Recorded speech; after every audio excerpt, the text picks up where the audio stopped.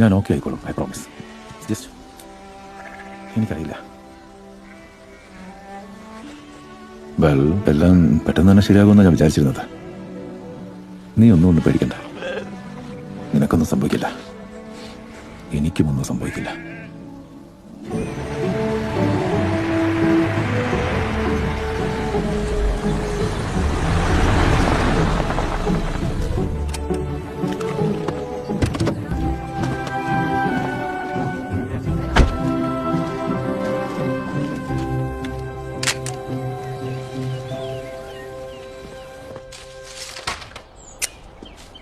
ഓ hello hello.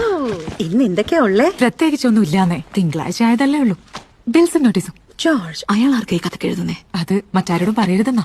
എന്നാലും ഒരു miss Rebecca ഹാംസ്റ്റഡിന്. അവർ അമേരിക്കയിലാണ്. അവൾ ആരാണെന്ന് അറിയില്ല. അവർ മാസങ്ങളായിട്ട് അങ്ങോട്ടും ഇങ്ങോട്ടും എഴുതുന്നുണ്ട്.